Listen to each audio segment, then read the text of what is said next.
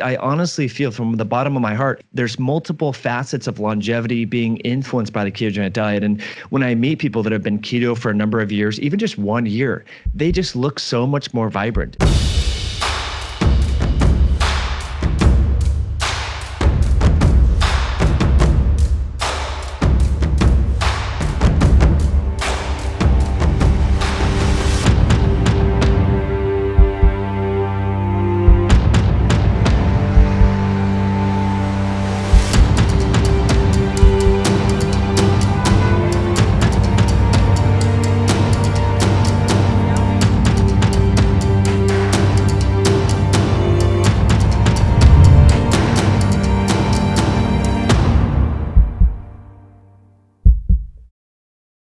So we got Mike MUTZEL here, who's friggin' awesome.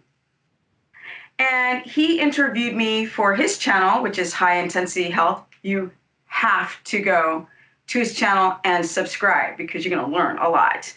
Yes. And so today we have him here so I can interview him. And what I thought was a really great idea, Mike, was to take these really complicated concepts about the physiology about the body and ketosis and maybe perhaps a little bit of intermittent fasting, because I want you guys to hear him explain sort of the breakdown of why he talks about these subjects on his own channel. But I want you, Mike, to explain it into a language that my followers can understand. So why don't we start with just ketogenesis, lipolysis, beta oxidation, some of the fun stuff. Yeah, and then, you guys, we're going to go into Mike and who he is later, but I know when I watch interviews, I want people to get to it right now. Yeah. You don't want to hear about my dog and like the weather. No, I'm just kidding. No, listen. Where do you get your education and like how do you like what you know and like what's your background?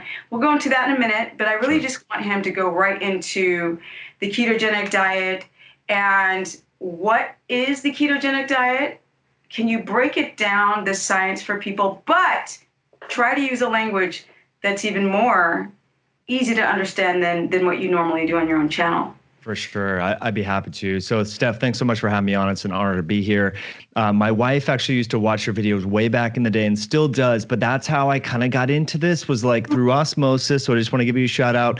So you've been doing this for a long time and I just want people to acknowledge you for your work and you're like pioneering, this idea that our body makes these things called ketones when we're in a state. So let's just make it really simple. So if I was going to tell my mother or someone who does not have any science degree over Thanksgiving, because we just had Thanksgiving here in the US, I would say it very simply like this. So your body essentially, when you give it certain inputs, it responds appropriately. And so the way that we tell our body to make ketones and the way that our body naturally makes ketones is when our glucose is low, our insulin is low, and then our glucagon. And glucagon is another hormone that's released from our pancreas when blood sugar is low. That's kind of the recipe to tell the body, hey, we need a backup fuel source because when glucose is low, fatty acids released from your fat cells can't directly feed the brain. So the brain, we hear all the time, the brain loves fat, the brain's made out of fats, fats are good for the brain. The paradox is your brain can't directly oxidize fats and get them across the blood-brain barrier. It needs them to be packaged in this thing called a ketone, namely beta-hydroxybutyrate. And from there, that ketone can be split into two molecules of acetyl-CoA. That's basically if we think about what these fats are that we eat in our diet or when we're burning fat, we're burning these small little molecules of acetyl-CoA. And so if we think about fats, people have heard about omega-3 fats. They've heard about saturated fats. We've heard about MCT, medium chain triglycerides. Fats are hydrocarbon molecules. That's what they are. And basically this whole process of burning fat is taking fat consecutively, splitting it into these small little molecules. This is as complex as we're going to get, folks, into little acetyl-CoA molecules. And those little acetyl-CoA molecules can be converted into usable energy. So check it out. Let me just take a little back step because we're kind of diving right into it. But I want people to understand when you eat McDonald's or when you have MCT oil, right? You oxidize that or you use that to convert that into cellular energy called ATP. So no matter what you eat, if you drink Gatorade or you drink coconut butter, whatever, right? You can't directly utilize that as energy. So it's kind of weird because like when we get paid every other on the 1st and 15th, where a lot of people get paid on the 1st and 15th, you can use that currency to go buy stuff. You can go on Amazon, you can take your spouse out to dinner, you can use that currency. But when you eat food, you can't directly utilize it until it's converted into usable energy called ATP. And here's what I like to convey to people is the process under which you convert the food that you eat into usable energy matters. And again, I'm going to say that the process matters because in one sense, like if we're completely oxidizing just carbohydrates from Gatorade and fast food and, ice cream and, high sugar foods and things like that, what we're doing is we're kind of depleting irregardless of the insulin load, we're kind of depleting these intracellular molecules that are involved in the breakdown of the carbohydrates into usable energy. Whereas if we eat more low carb, carnivorous, keto, what we're doing is we're not depleting these cofactors that we'll talk about later that I know you wanted to get into, like NAD and other factors that are involved in longevity. So that's kind of the big deal. That's kind of the big picture. But if we get back to ketones again, your brain loves fat. The challenge is it can't directly utilize it unless it's kind of packaged in this ketone-like fat molecule that people can test with breath acetone meters or using ketone, blood beta-hydroxybutyrate with the Precision Extra or Keto Coach. I mean, there's a bunch of these out that are now available. But the important thing to keep in mind here, friends, is that your liver is making these ketones. This is not like... I know people can ingest exogenous ketones. These are ketones made in a laboratory synthetically and stuff that you can drink. That will get you into nutritional ketosis. But I just want people to understand that this phenomenon is very natural. It's physiological. If you look at newborn babies, they have much higher levels of beta-hydroxybutyrate and ketones than, say, adults, right? As soon as we exercise, if we do intermittent fasting or a little bit of prolonged fasting, our liver kicks up these ketones. This is very natural because when people embark on this ketogenic diet, they're going to hear from their coworkers, their family, from doctors who confuse diabetic ketoacidosis with nutritional ketosis. So let's just quickly, diabetic ketoacidosis is a really unique situation where there's so much hyperinsulinemia that it's almost like the body is not even recognizing that insulin is there, and there's high glucose, high insulin, and high ketones together. For 99% of people who are eating a low-carb ketogenic diet, who are embarking on intermittent fasting or time-restricted feeding and or exercise, they're never going to have that physiologic situation where there's high glucose, high ketones, and high insulin altogether. This is a really extreme version of unregulated or untreated diabetes. And so a lot of healthcare practitioners, they hear about keto when they're training, and when they heard about keto, this was in a lot of diabetic complications. So they automatically think keto is bad. If they're not up, like listening to podcasts, reading articles, if they're not kind of woke, if you will, like if they're not in the know, they're going to think it's bad. And so people need to understand that your liver is making these ketones through whether you believe in intelligent design, natural selection, or evolution, wherever you come from, it doesn't matter to me. This is a natural phenomenon. It's physiologic. It's not necessarily dangerous. A lot of people will say that, well, keto is bad because you're just driving down thyroid, you're affecting your stress hormones. I mean, if you want to get someone stressed out, clinical studies have shown just preload them with carbohydrates and give them some sort of stress signal like traffic in LA, their cortisol levels will be much higher than if you preload them with a protein shake or with pure liquid fat. Studies have actually shown this because I've been curious about this because I hear you probably get this too in your comments on your channel. You're like, people say these things and you're like, is there actual science to back it up? And there's not. So Steph, I've been talking a little while. Does that help kind of answer some of your questions? Yeah, it does. And, because I'm quite often interviewed as well. And I feel like I don't get a chance to really express the things that I want to talk about, which is why I'm not trying to interrupt, because I want to hear as well what you're saying in its entirety without just trying to guide every question. But I agree with you. A lot of people don't understand. I've said this and years, that just not eating any food for hours will create ketones, even before I understood anything about fasting and what happens with ketones when you're not eating. But yes, I think that I get questions about ketoacidosis, of course, cholesterol. It's cholesterol, ketoacidosis, and I think those are the two things that people are very much so concerned about. And I agree, if things are well formulated, you can protect thyroid function, adrenal function, and things of this nature with the right knowledge and information, which is why I have you on this channel. And I want people, because there's so much junk on the internet now. I think it confuses a lot of people, and even people who seemingly speak with authority. I'm like, what? What did they just say? Which is why I wanted you on this channel, because you can break down the science far beyond what I can do. See, like what I do is I actually just work with people, and then I start understanding the science in correlation with working with individuals. So yes, yeah, I hear you. I feel you on everything that you're speaking about.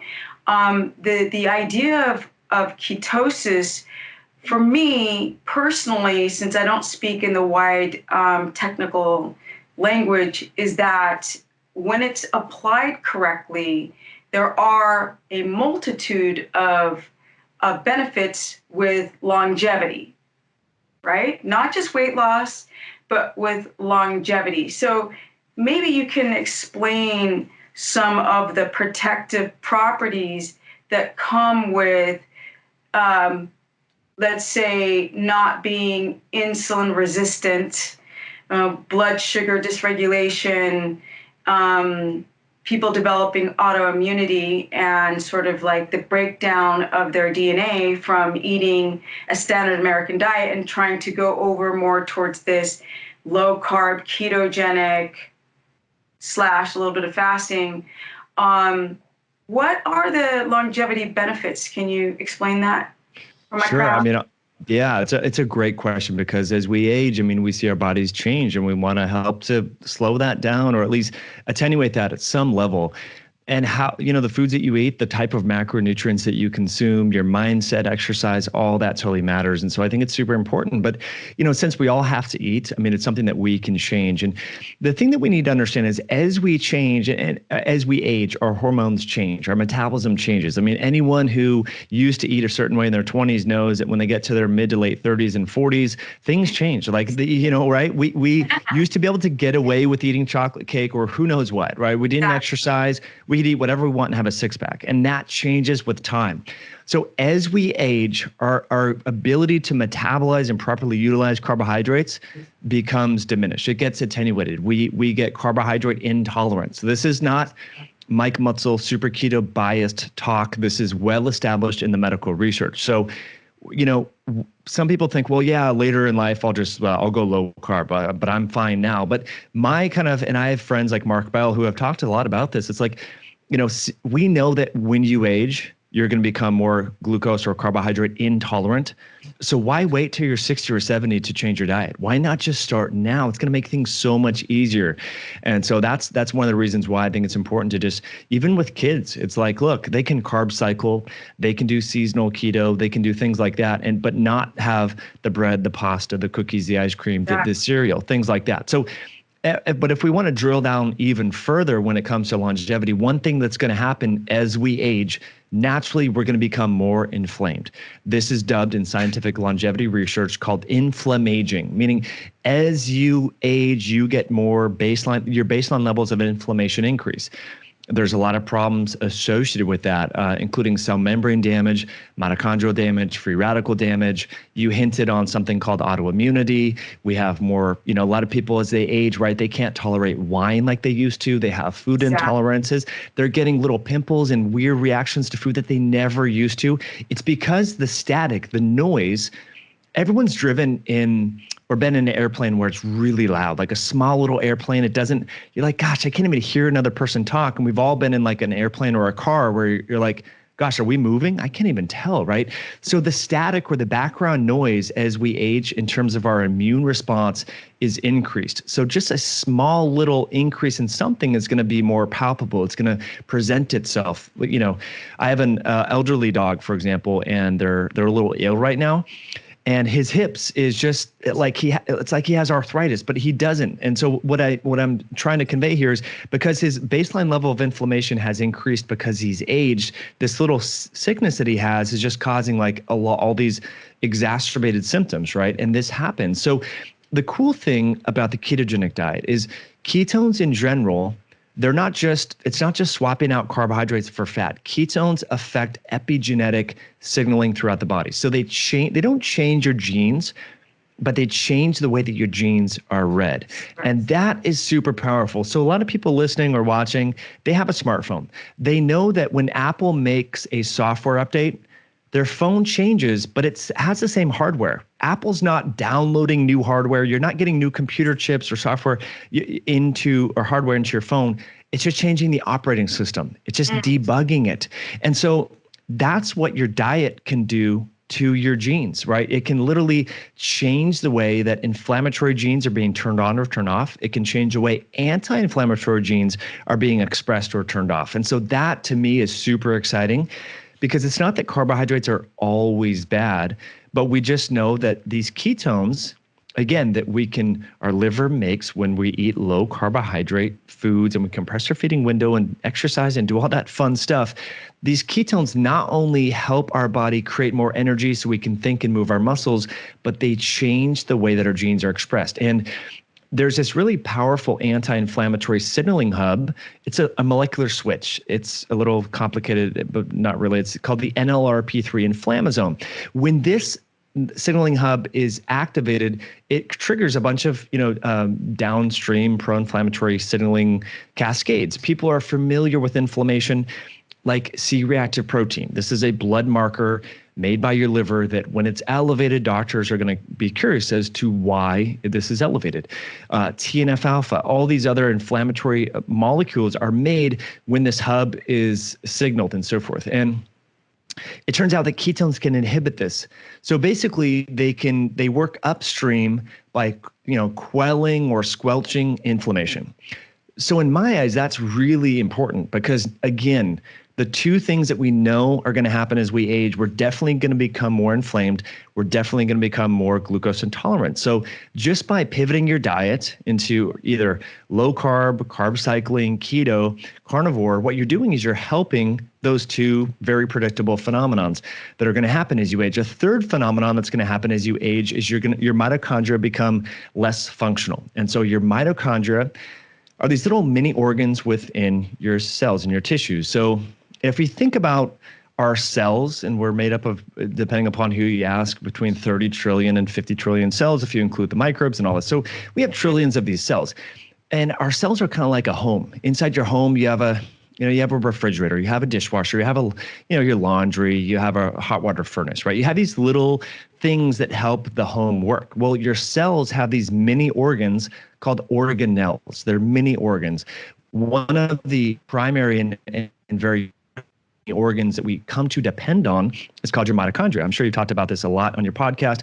And our mitochondria can get dysfunctional as we age. They can not create and convert the energy from the food that we eat into cellular energy, which enables us to think. It enables our heart to pump. It enables our muscles to move.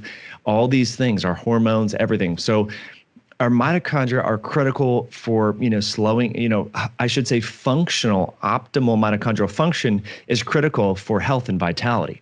In fact, you've heard of Chinese medicine, people have heard about qi or energy. It's been speculated that mitochondria are contributing to whole body qi. So that vitality where you just meet someone and they smile and you're like, gosh, they just have good energy. Part of that obviously could come from a spiritual perspective, but other doctors have tried to quantify or kind of characterize what is that energy. And it could be from mitochondria. And so your mitochondria contributes to energy, both cellularly and potentially spiritually.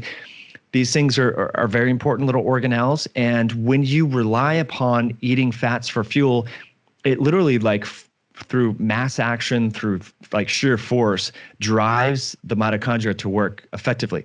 And so that's, I think, really exciting. We know the process of making ketones parallels the process of autophagy, which is this intracellular cleanup process that, again, just like as we get more inflamed as we age, autophagy declines as we age. So there's so many different anti-aging, longevity-enhancing, I want to say coalescence or crosstalk or parallels with ketosis. And so, I mean, look at you, Steph, you're over the age of 50.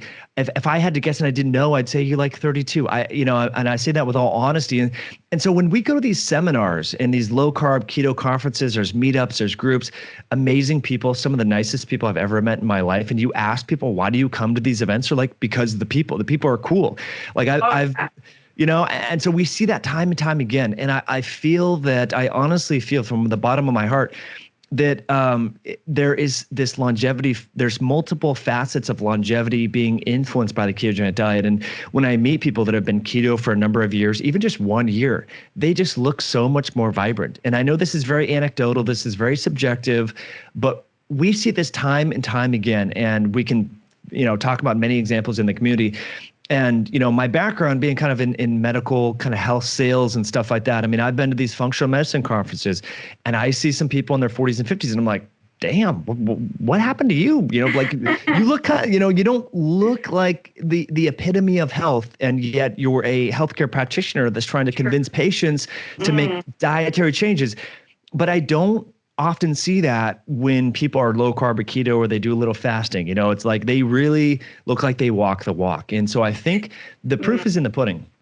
I agree with you. I went to speak at the Paleo Effects a year and a half ago, and there was a gentleman who talks to me on Facebook through the messenger, and he's 66. So he'll send me pictures of him doing pull-ups. He's doing strict pull-ups, like 12 strict pull-ups. He's 66. He's fully into the whole ketogenic, like longevity, preserving your DNA. Like, you're right. I meet a lot of people like him at those events. So you're correct. Yeah, it's funny. I mean, it's really cool. And this is the neat thing. And this is, I think, what makes a ketogenic diet, not to go on and on, so much different than other dietary strategies, from just cutting calories and stuff like that, is the ketones. That's the main thing. And it has to do with these so-called signaling properties or epigenetic effects of the ketones. And, a low calorie diet, doesn't necessarily get you into ketosis.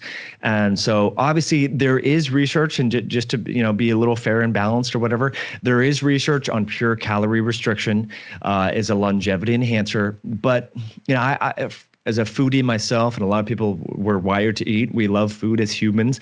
That's why we're here. It's easier to put hard stop points on food as opposed to just saying, okay, I'm just going to have half a cookie. It's like, once you have half, you're like, oh, well, what does it matter if I have the other half, right? It's so much easier to just say at 6 p.m. I'm done eating, and just make that your hard stop point instead of trying to limit how much food you eat. So that's just kind of my point.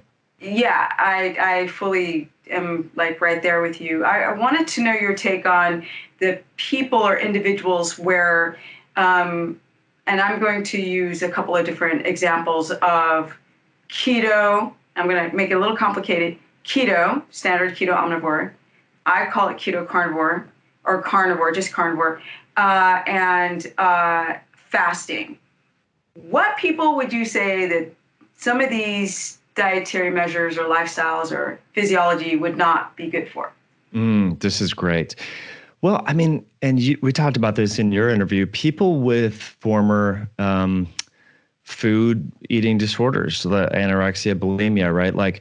Telling them to fast is probably not a good idea, because they're naturally going to, gravitate towards that path of disordered eating. So I think, fasting is really good for the overweight individuals, the really hyperinsulinemic, pre-diabetic folks.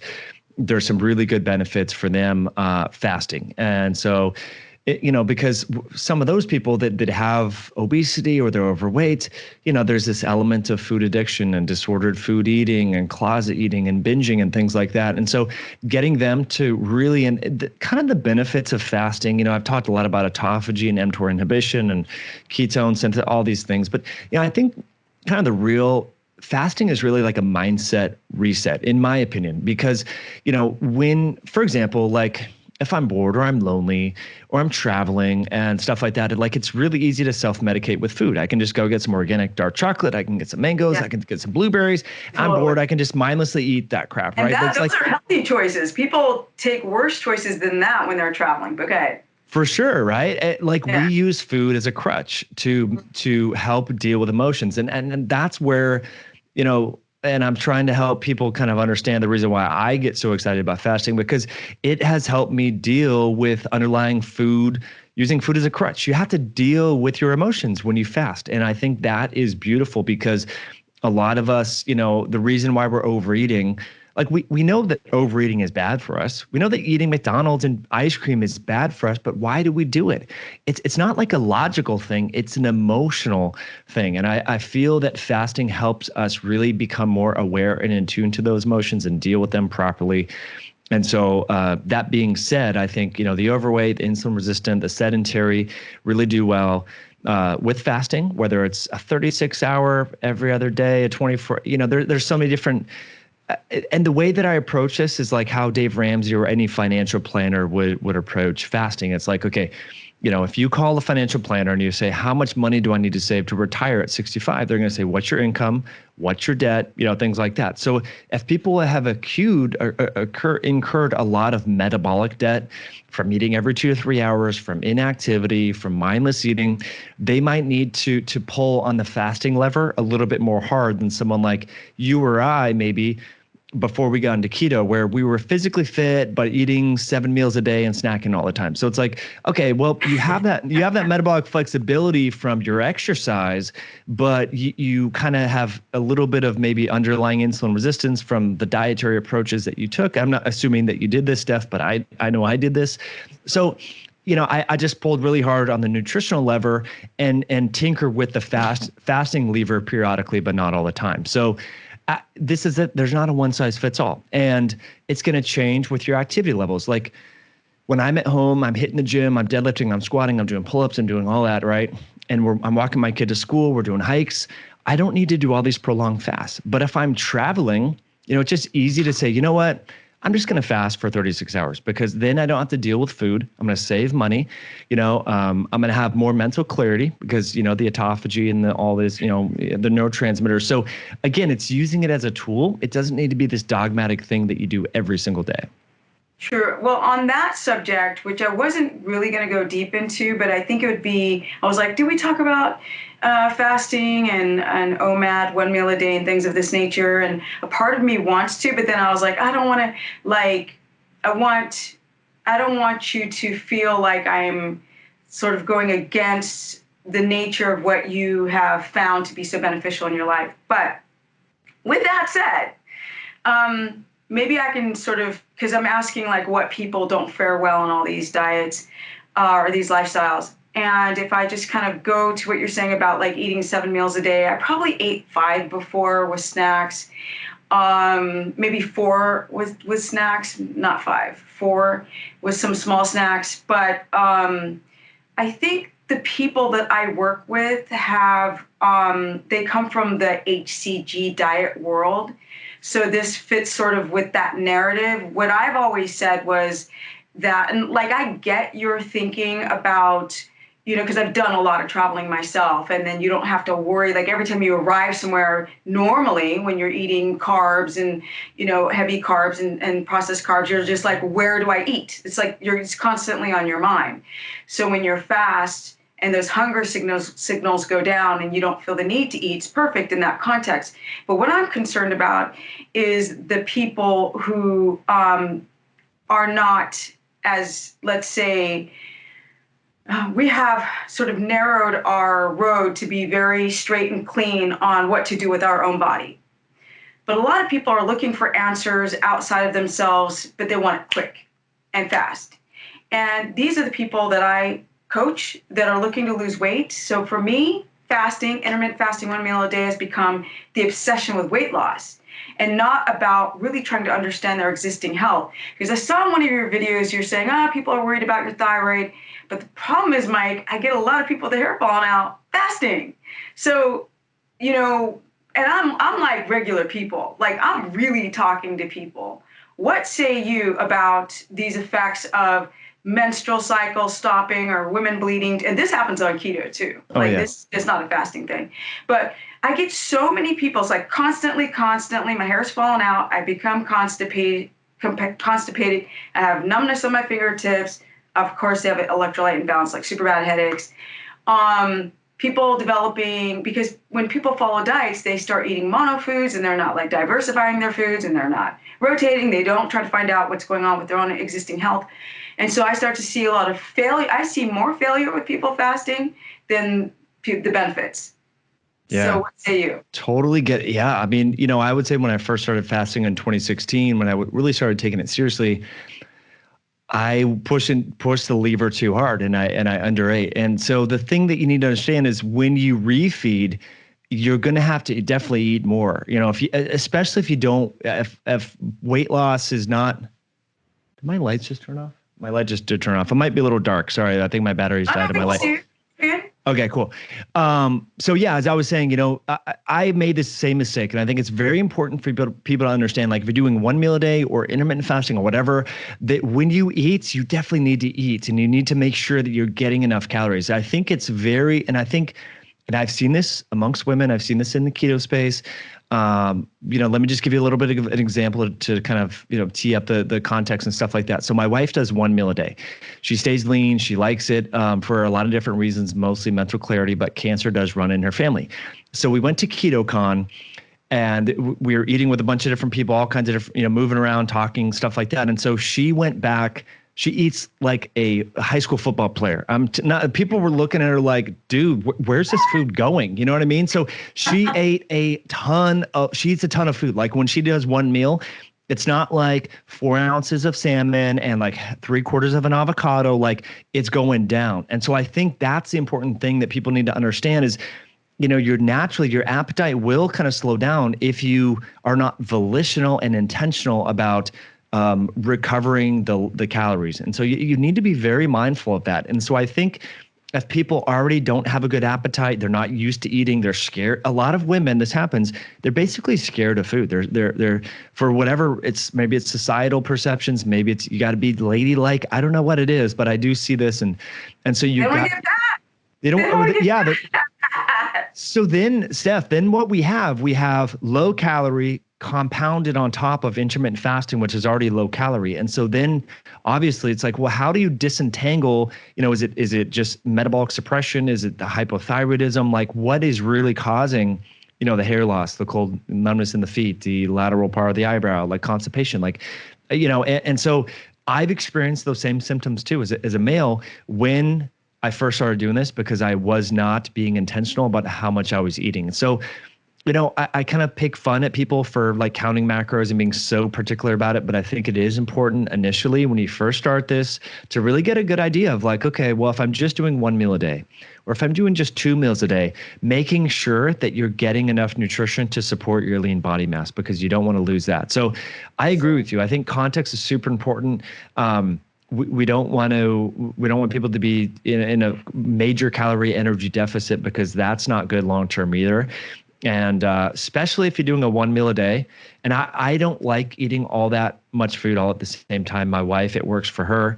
But so I do 2 meals, sometimes 3, it just depends on what I'm doing, my training, everything like that. But yeah, you bring up a great point. You have to be very intentional about this. And that's why it's great to work with a coach like yourself, or, really kind of have someone, who's looking over your shoulder, do a consult with someone, because, well, I have clients too. I just had a client the other day who her hair is falling out like crazy and she was freaking out. And I'm like, well, so what's going on? And she's kind of dieting down and she's fasting, and then she's doing a 1 day a week fast. And I'm like, gosh, there's a lot of low calorie stuff going on here, right? Even though you're keto-ish with your diet, there's just too much, strict fasting, and you're probably just in an energy deficit. We know that one of the metabolic adaptations that occurs is, increased reverse T3, suppression of thyroid hormones and all that sort of stuff. So we got to keep that in mind.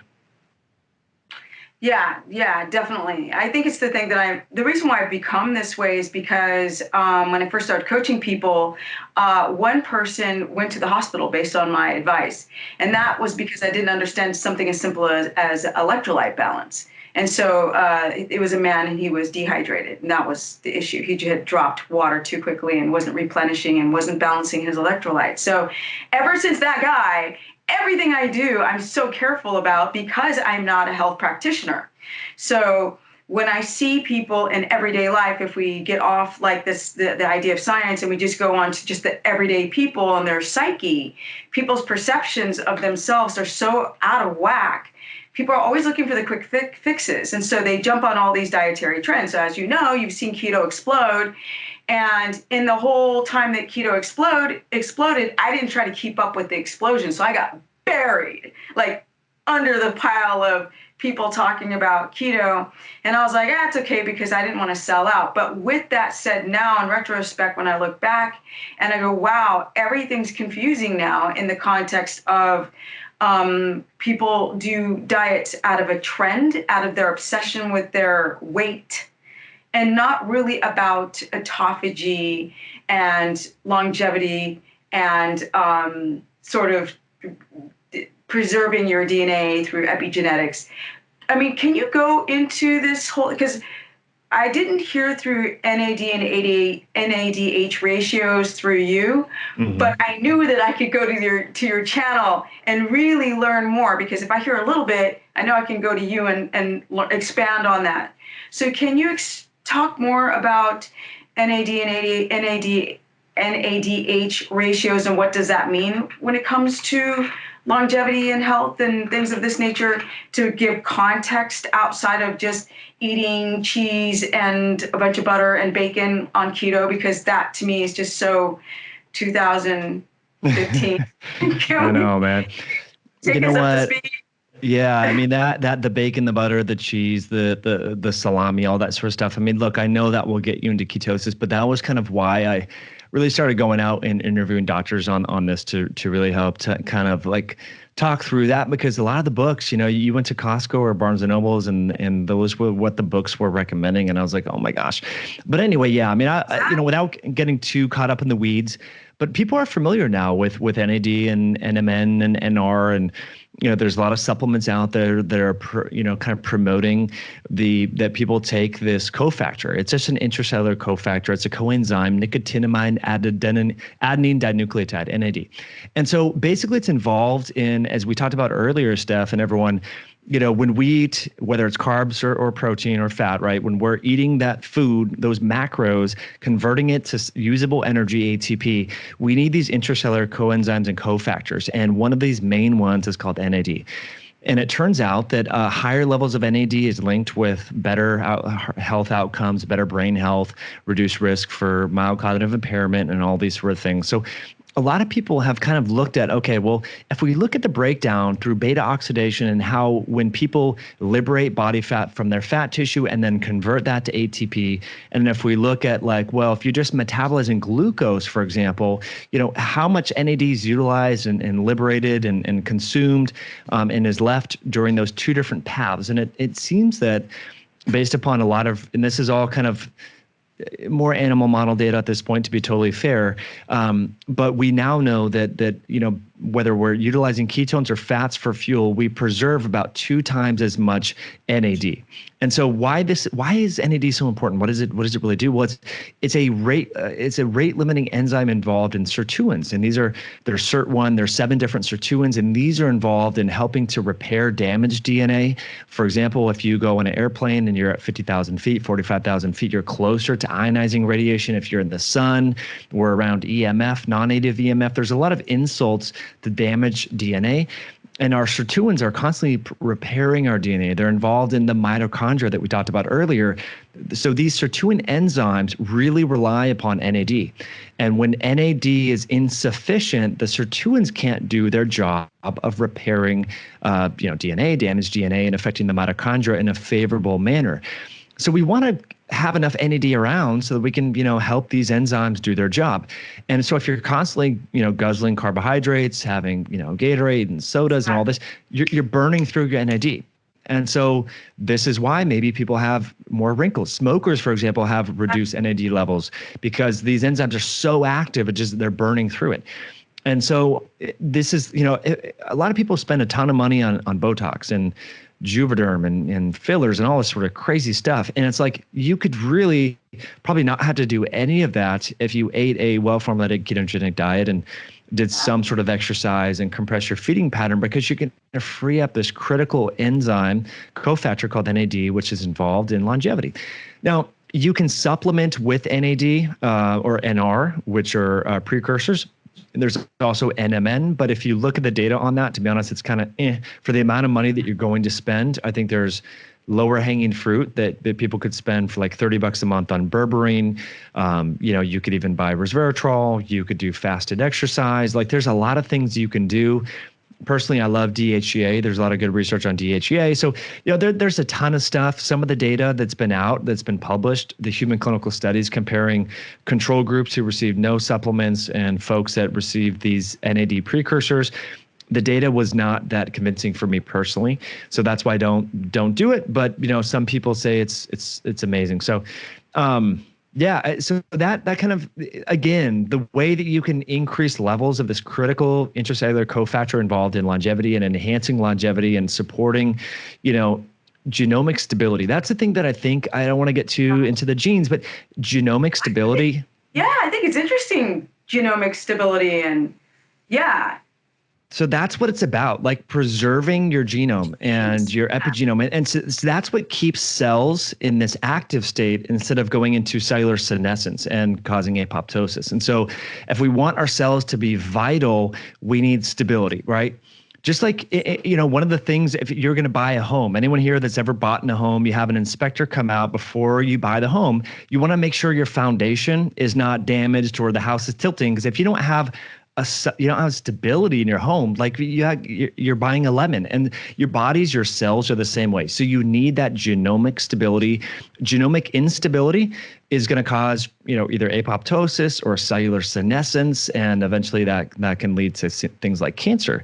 And so that's why we see, as people age, this is just a known thing. Like, men get higher prevalences of prostate cancer. Women have more prevalence of cancer. Why? Because our protective mechanisms that really help preserve this genomic stability can be compromised through aging. So this is something. What type of? So I don't mean to cut you off, but what type of lifestyle habits do people have today that you think also cater to this sirtuin enzyme, or not being able to produce enough of these cofactors to protect your DNA? Like, besides diet, what else do people do that you feel is like shortening their DNA? Yeah, that's a really wonderful question. I think just exposure to persistent organic pollutants, endocrine disrupting chemicals, not having filtered water, car exhaust, toxic building products. I mean, if you look at, I'm working on my garage, like a little new studio. And it was funny. I was just, you need silicone and different things when you're putting in windows and doors, and the amount of volatile organic compounds that are even in building materials will just blow your mind. So I think that's a big part of it. Even our couches now, there was this crazy rule passed in the early 90s that because smokers were falling asleep with cigarettes in their hands, so then all the couches and bedding, it's crazy, right? All these couches have flame retardants, and flame retardants are really hard to detoxify. They're the polyfluorinated compounds, and that's example, nonstick pans. I mean, there's just a ton of crap, and that affects free radical stressors in the same way that constantly guzzling carbohydrates does. And so that's the thing. And I don't want to vilify carbohydrates and say they're always bad. But, if you just if you just go to a hotel or you go to a restaurant, you eat the bread, you drink the soda, you're not intentional about trying to avoid carbohydrates, you're going to overeat carbohydrates. Carbohydrates and having high glucose levels creates advanced glycation end products. And so these are, this is what the hemoglobin A1C test looks at, is how glycated, how much sugar is attaching to your red blood cells. That's literally what it is. But it's not just your red blood cells, and it's not just sugar, it's fructose as well. So there's fructosylated albumin. That's another test that people can do. So their tissues become glycated or fructosylated from fructose. which is in soft drinks and everything like that. And so that just creates damage. And so that can contribute to, it's not the only cause of, but can contribute to genomic instability and accelerated cellular aging. And as we talked about earlier, this notion of inflammaging, this gradual increase in inflammation. And I don't need to tell you, Steph, you have clients where they're like, my joints hurt, my knees ache, I'm inflamed. Everybody. So, yeah. So going carnivore, going keto, exercising, like living, it's not just your diet, right? Like, but living a healthy life and eating real food can really help with that. So let's say if you slept very poorly, but you ate very well, what say you? Man, here's the thing about sleep is it's so multifactorial. It's complex, right? There's some people that have hormone issues. There's people that have sleep disordered breathing. There's people that, are just have the monkey mind. They're anxious, like they're depressed. So I wish there was this cure all for sleep because I'd be retired somewhere on a beach. But sleep is tough, man. I remember like when I got really depressed in college, so depressed that I was losing my memory. Like it was crazy. Like I was historically a really good student in college, dean's list and all this. And I couldn't remember stuff. It was crazy stuff. Like in biology class, like I was that kid raising my hand and I couldn't even keep up with a teacher or I was like, anyway. So that's hard to believe. Dude, when you're depressed, it totally messes with your brain and it affects brain-derived neurotrophic factor. And I remember I would just lay in bed at night, unable to fall asleep. So when you're depressed, when you have feelings of like, man, I'm not productive, like that affects sleep.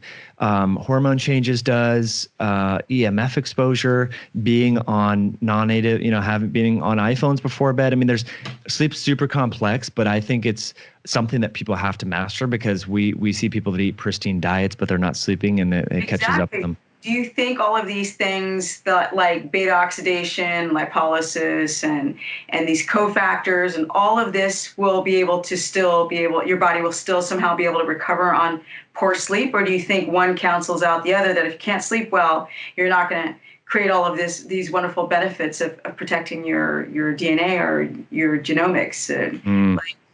What do you think? That's an amazing question. I think it's going to be hard to get really good sleep if you're not doing all this stuff. That's what I personally think is sleep quality will definitely improve if your diet improves. And so we see this, and so so this is the thing that I recommend to people if they have sleep issues, eat earlier in the day. So just start your fast. A lot of people they intermittent fast, so they're not eating all day. They have this big old meal at 8 p.m. and they're like, I can't fall asleep. Right? Yeah. So you got to eat earlier in the day, figure out your fasting pattern later, make sure that you're exposing your body to full spectrum light or get a Juve light or even just getting outside. Like I live in Seattle. We walk our kid to school every day. I'm up feeding the chickens in the morning, like any sort of light. Outside.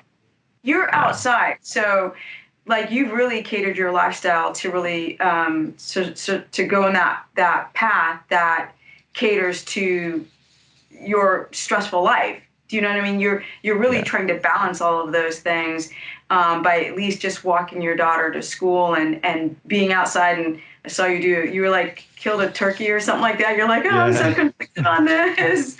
Right. But all of those things bring out that, sort of humanity in you, correct?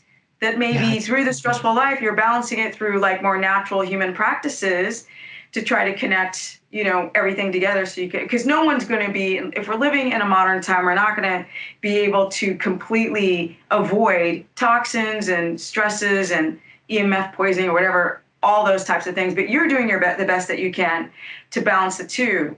That's what it seems like based on watching his videos. I try, and I think a lot of people, chickens are so affordable. You can buy one for $6, a little baby chick, and feed it organic food and you get eggs from it. And there's a lot of carryover to like connecting with your food in that way because it forces you to get outside. The chickens need water. They need food. We have pigs. The pigs need water and food. In fact, when we hang up, I'm going to go feed them dinner. I got to get outside in the rain, right? I'm going to get cold. That might induce some brown adipose tissue activation. So anyway, you can get nerdy and biohacky with it, but it's like just living how humans used to live. It does all this biohacky stuff and you don't have to like wear electrodes on your balls, right? You don't have to do weird stuff. It just happens. So yeah, I try to do that. primarily because my daughter is an only child and I like her to have connection to as many different beings as possible. And so it's cool for her to, that we can go play with the chickens together. We can go feed the pigs. We can go walk the dogs, stuff like that. So anyway. I watched you because I want to go a little bit more into Mike and his life and his background and not just into science, because I think that's also really interesting. And I watched your video today about Mike was that you released today. You were talking about doing rounds of steroids. Yeah. And when you were younger, and that you said that your testosterone had dropped down to what, under 100 or something? Yeah, it was crazy, man. So just as a kid, I say kid, but to make a very long story short, I did 2 pretty big cycles of steroids. I wanted to be a bodybuilder. I've been lifting weights and stuff in high school, was really vigilant, regimented, disciplined, but I didn't look like the guys in the magazines. And a mentor of mine first year of college was like, well, no crap, you're not going to look like those guys unless you do steroids. And I was like, all right, well, let me give it a shot. And I didn't do this little teeny little cycle that a lot of people do. I went big and put on like 45 pounds, to be honest, like if I didn't do all that, I probably wouldn't have got involved in health, because I did a ton of research before I read this book. Because that was my question. Go ahead. Yeah. So I was just like, I was so fascinated with like, oh, here's how the androgens that you take from steroids, how they affect the receptor, and that how it causes your muscles to, these satellite cells to become hypertrophic or hypertrophy. And I was like, that's really cool. That's pretty crazy. That whole experiment taught me a lot about human physiology. And then feeling really crappy afterwards made me kind of become more sympathetic with people. Like, wow, if your hormones are out of whack, it's going to affect your self-esteem. And because I just got really depressed afterwards and didn't have confidence, and I had it before. And I was like, this is crazy. Like, just changing my hormones can totally affect my mental outlook on life. So it really opened my mind. And then furthermore, when I tried to go to a traditional doctor to try and get some help, and they were totally clueless. They're like, oh, you just have to be on testosterone forever. I'm like, that's not. I was fine before. So anyway, man, it was a crazy experience. I learned so much. I was, because I don't have this crazy weight loss story. It's like I was 600 pounds and now I'm 200. You know what I mean? Hard time. They're like, but you've never been fat. I'm like, but I've had a busted leg. But go ahead. Yeah, and so I think it was one of these things I used to be so embarrassed to talk about. And I just realized, like, man, I just wanted to share everything. I made a ton of mistakes. I mean, something that I haven't yet made a video on, Steph, and you may not even know this, is I was arrested twice before the age of 15. I started smoking weed when I was 9 years old. And so I really came from like a totally crappy place. And that's why I'm so excited about keto, is because, my stepmother actually was into the Atkins diet when I was in high school. And my brain was totally trashed, binge drinking, smoking weed, hanging out with losers. And I lived at, not that skate parks are bad, but there can be drugs in skate parks and stuff like that. Lots of drugs, yeah. You know what I mean? And so that was me, like in the early 90s, like that. I lived the rollerblading, skateboarding life, BMX. And my brain was, when I got to high school, like my brain was screwed because of my choices that I made. And I had to, I didn't know what I could do to improve my brain health, but I just knew that I could improve my self-confidence through weightlifting. And then I was like, okay, well, if I can change my body, I could probably, maybe change my brain. And so I started learning, how to speak a different language. I started learning Spanish. I started I would do stupid stuff. Like, it's crazy. Like, but I would brush my teeth with my eyes closed with my non-dominant hand. And so I would do all these things. And I'm not even kidding you, Steph. Wow. I changed my brain. And I was like, wow, if I could, what else could I change? Like, what else could I do? I used to be super shy. I could never speak in front of a big crowd. Now I do talks with 500 people and it's like, no problem. So anyway, the point is, like, I'm not this superhuman. Like, anyone listening can do these things too. And if they only knew like where I started, and I'm not saying I'm huge now, but if you knew of where I was and where I am now, you'd be like, that's impossible. Like, there's no way. And so I just want people to hear that, because a lot of people can't see themselves as the person that doesn't weigh 300 pounds. They can't see themselves as their high school body composition, but it's like you can get there. Like, it's going to take time. It's going to hurt. It's going to suck. There's going to be discipline. There's going to be work, but the body and the brain are just incredibly malleable. And I just love helping people to understand that, because yeah, I'm living proof that we change in real time, man. It's impressive. Exactly. And this is the reason why this is the reason why I brought up this subject, was because I was going to ask you, is that when your health journey started to try to understand the body? Because for me, it was when I busted my knee in a skateboard competition in Sweden, and then I became fascinated to just heal the body. So I guess that was your moment to sort of evolve to where you are today. And that's the reason why I asked. The question had nothing to do with steroids. It had something to do with your journey, Mike, and then all these other things that I didn't know. This is the reason why I wanted to talk to you, because I want a lot of people to understand that he's not a doctor, but like he'll run circles around doctors. Like, I don't understand. And you're like, oh, everybody can do this. No, Mike, not everybody can be you like the way you are. You're very different. And the reason why I'm saying this is because he came to interview me, and I just asked him a few questions before we went on to my interview. And he's just like basically just a normal guy. But where you have gone to learn so much and be able to influence people, it's insane. You guys have to go to his channel, because there's just so many people that he interviews that you're going to learn something from. So my question is now, what do you feel like you need to improve with yourself? Like discipline, the way you think, self-perception. Obviously, you're not that shy guy anymore. But what are some of the things with yourself when it comes to your body, your health, but who you are as an individual? Not just your body and health, because that gets boring to me. What about you as a person? Like, what do you feel like you need to improve on? Gosh, great question. And thanks for the kind words there, Steph. I need to work on, I think we all need to work on this, but managing how much time I spend on my phone. And I'm really intentional about this, but it's like, it's crazy. Like I only have one child, right? And I'm so blessed to have this healthy kid who's vibrant. And I will catch myself at 8:30 wanting to check in on Instagram. And I'm like, Mike, what the hell? I see you. Like, what am I doing? So honestly, it's like that pisses me off. And I know it's bad, but I feel this yearning, it's like this addicted, I got to check it. And so it's like, dude, I need to figure out why that is. And I look, and I know, and I'm not trying to make excuses for myself, but I know the algorithms are built such that they want this constant dopamine, novelty seeking. So, in the next year, I want to be cool with like turning my phone on airplane mode at 5:00 and just being like putting it in a drawer, and then just playing chess with my daughter, walking. Like I don't want to even feel the urge to like check in, and I'm not quite there yet. I'm good at like 7:30. I put it in the drawer, but I just want to be like, boom, I'm good, because I went camping on a hunting trip actually about a month ago now, and it was 8 days totally offline, and my sleep, my energy, my mood, it was amazing. And I remember coming back and just feeling like this community oriented feel, like I wanted to have dinner with people all the time. Like, let's do stuff as a group. And then you get integrated into this culture where you're all online, you got to hustle, you got to grind. And it was like, dude, that's not healthy. And so I really want to work on that personally.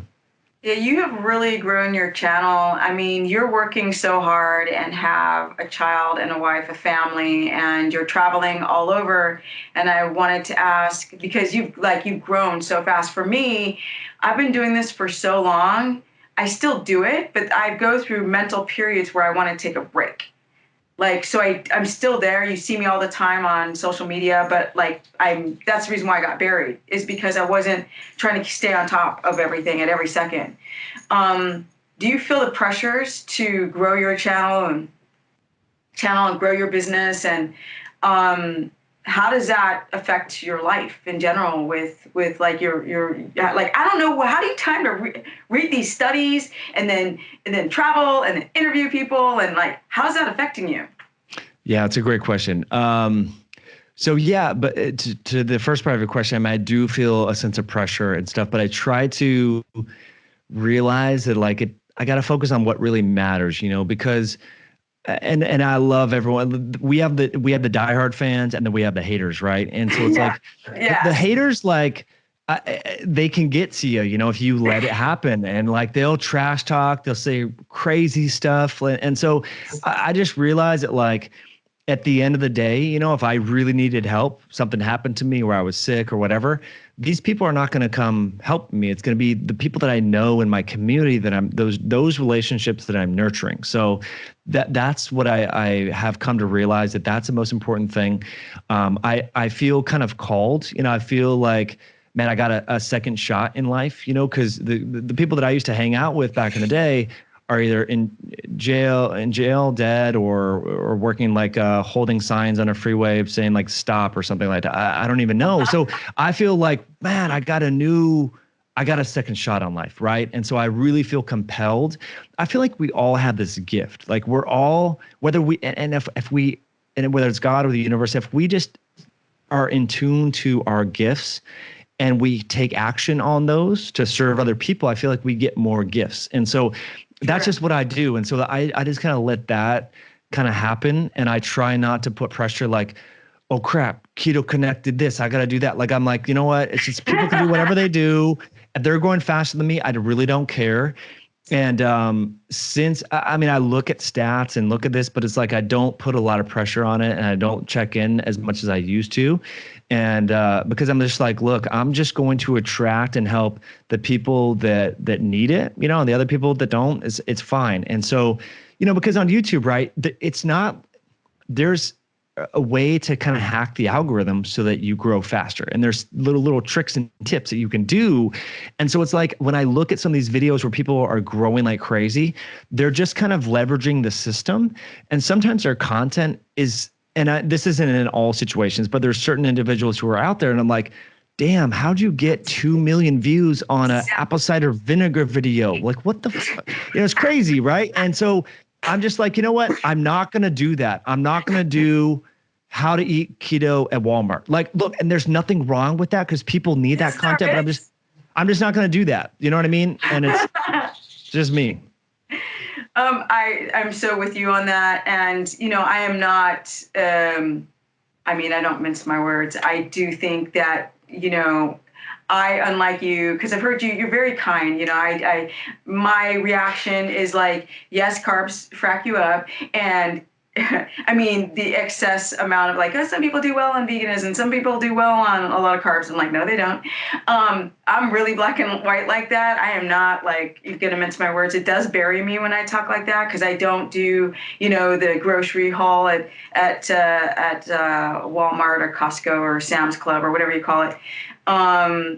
But the pressure I just stop looking at what anybody else does, just period, because you and I are very perceptive, and it affects you with the trolls. Like I saw somebody was making I can't remember, it's like 4 or 5 months ago. Somebody was making a comment about I think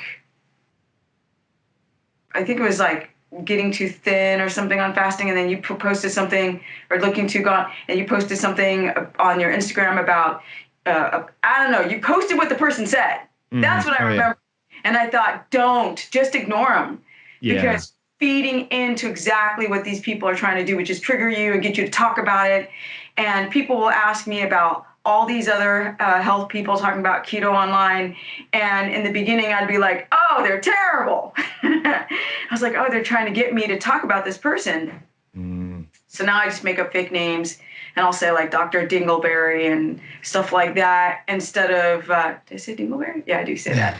And I'll be like, I don't want to talk about these people anymore. Yeah. And people will just complain a lot and try to make personal attacks and say you're stupid, or like I saw the comments on the interview you did with me, and then like people are like, oh my God, she doesn't say anything scientific, she's stupid. And like just like whatever. Can't. No, it was interesting, and I was like, that was when I just stopped looking at the comments, because when you're online, all of these things affect you. When you're trying to help people, you have to stay clear and true to what you think you're doing. That's good. Right. Obviously what you're doing is good. There's only a few people that I really, really like on the internet. I think that a lot of these people have pinches of great information, but you're someone I actually go to for information. So I that's what I wanted to do. I wanted to ask about like, what was your experience with having to learn, having to teach, and not coming from like, a medical doctor, MD background. Do you think that people do people challenge your credibility because you're not a PhD MD? That's a good question. I haven't had too much of that. I mean, in the Seco crowd, the calories in, calories out folks that are, they do a lot. They're like, do you even have a PhD? Because Layne Norton talks a lot about PhDs. I saw that. So whatever, but most people, and I always say, look, I'm not a doctor, guys, and I try to say that, but and I'm not trying to toot my horn and stuff like that. I used to sell stuff to doctors. I have a lot of doctor friends. I interview doctors without notes. Like I can converse and talk about jargon with doctors. So I don't feel but I always say, like, look, I'm not your doctor. Like I am not a doctor. I try not to do that. But some people do. They have a PhD and they call themselves doctors. I think that's a little bit of a stretch.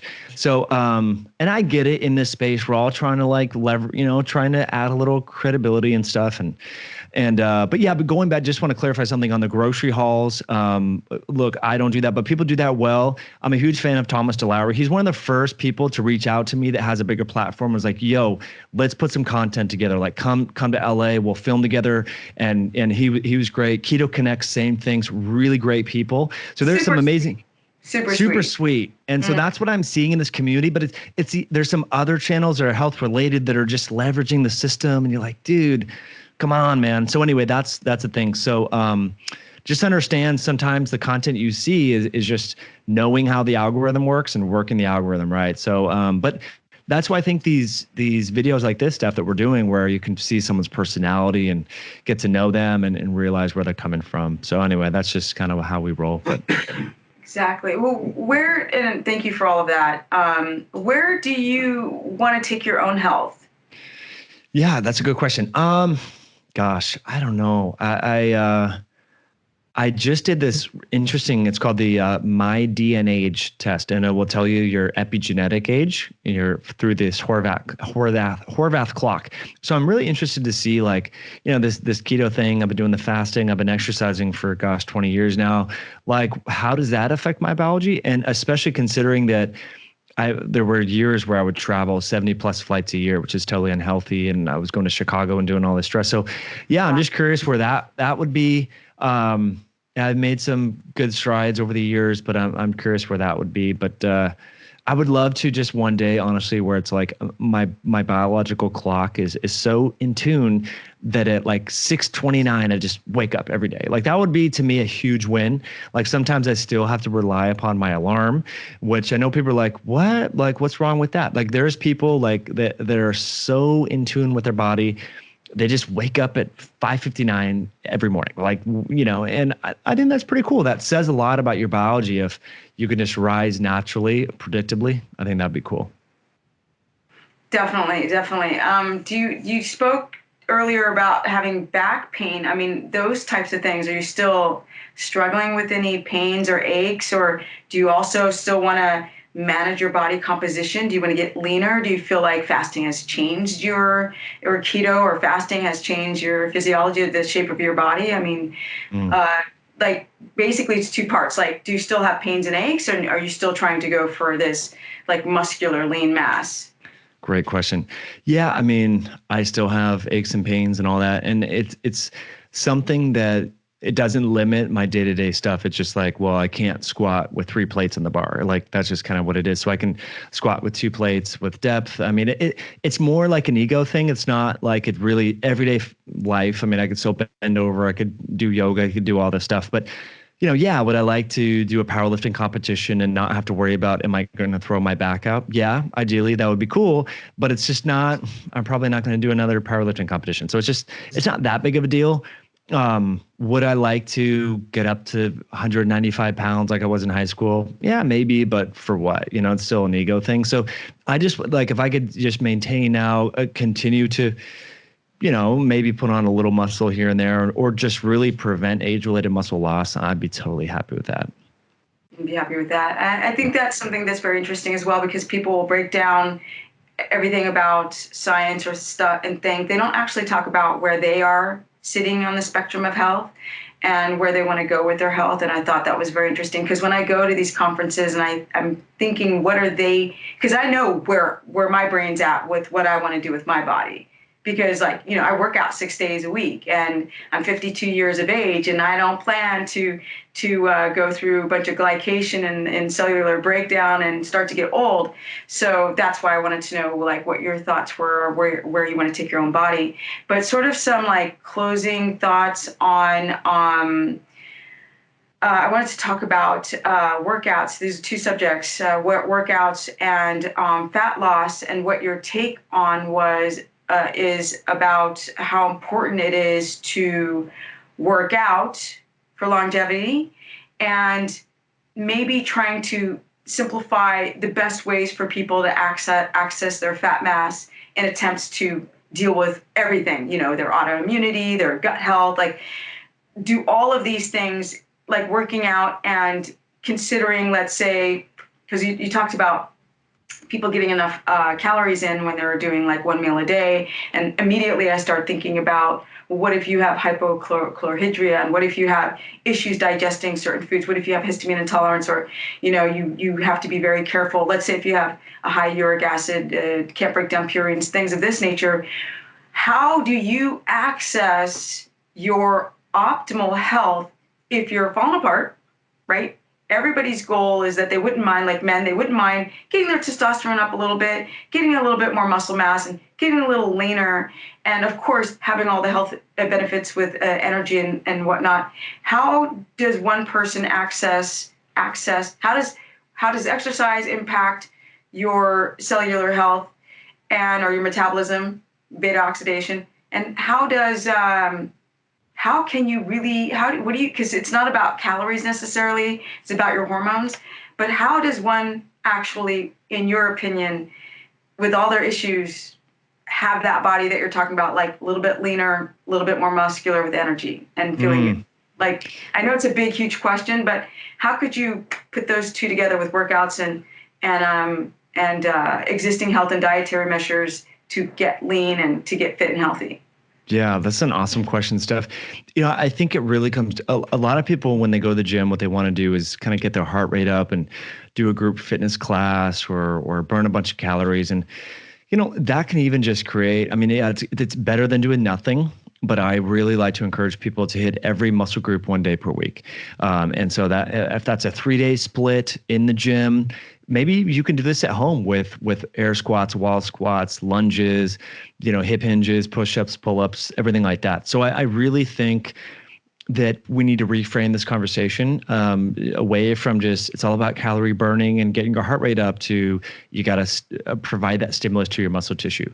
And so again, I'm very biased in this because I've changed my life through resistance training and fitness, but the data clearly shows this, right? If you have low grip strength or low body strength, it's going to predict mortality and how you can live independently when you get older.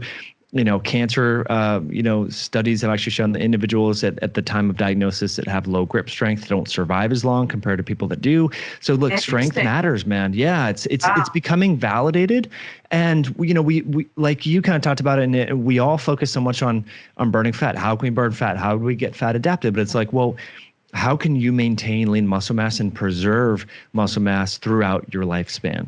And this is where cranking down that fasting knob is not so ideal. And everyone's now scared of protein and longevity. And, Walter Longo talks about, IGF-1 and mTOR inhibition and stuff like that. But we need to talk about pulsing mTOR, pulsing IGF-1. You don't want chronic mTOR activation, chronic IGF-1. You want a little pulse, and so this is where a bolus of protein, this is where hitting the gym is healthy. So that's where I stand on it. It's like we got to prioritize hitting the weights, doing resistance training and focus on strength. Instead of I want to burn 500 calories today, it's like, okay, I want to do 50 pull-ups, however many sets I need to get there. I don't care what it is, right? With good form, I want to feel my lats contract.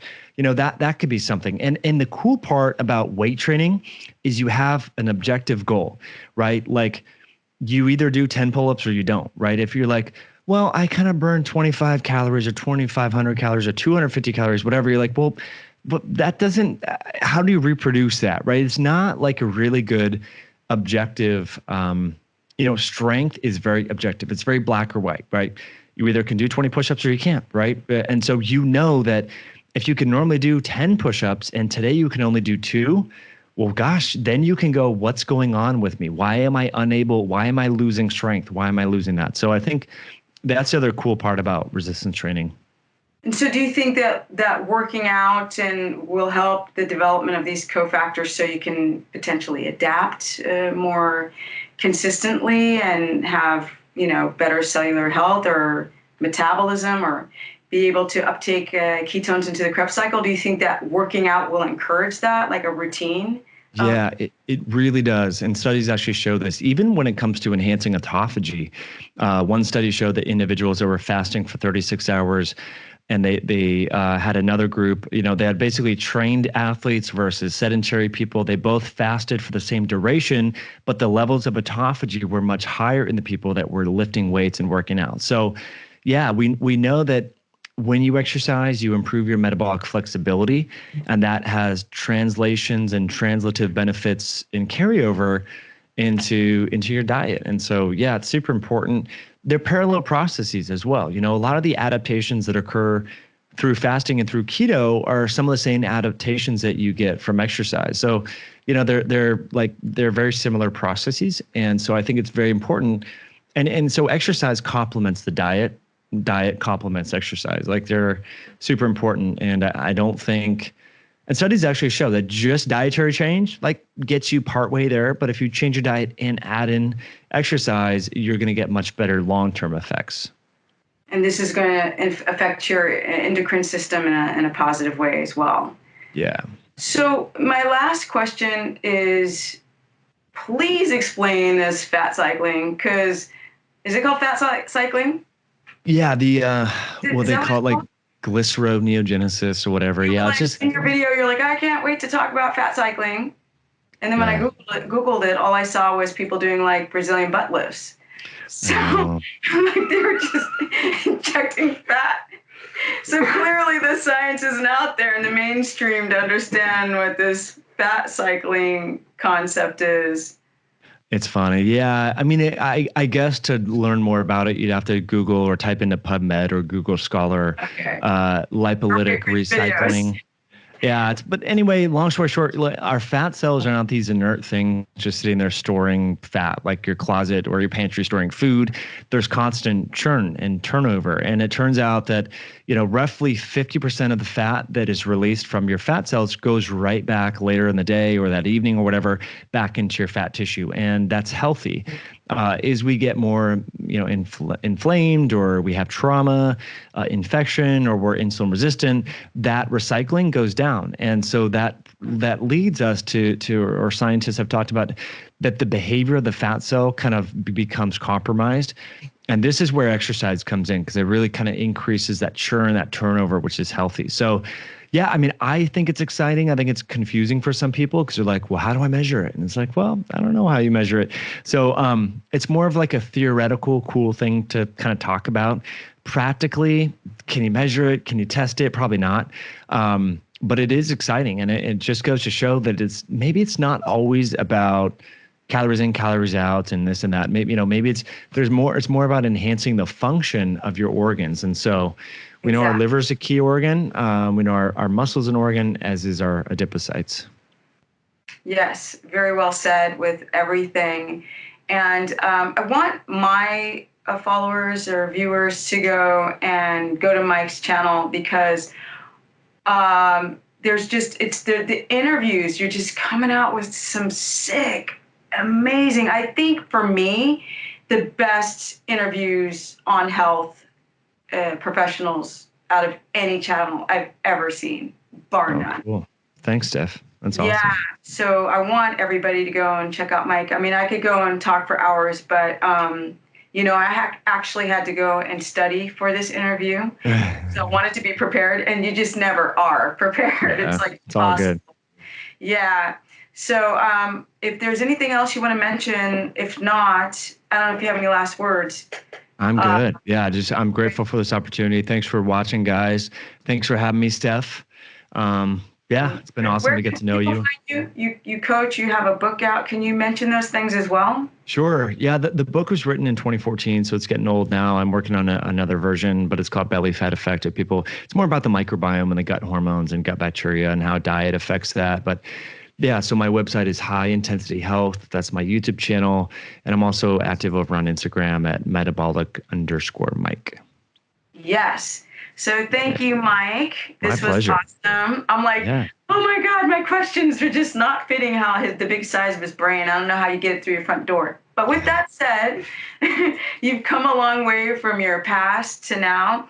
And I just respect you a whole hell of a lot. So thank you so much. Yeah, my And pleasure. I just want everybody to go and check out all of his content because it's top stuff. I appreciate it. Appreciate you guys. Thanks for tuning in. Okay. Thank you, Mike. My pleasure.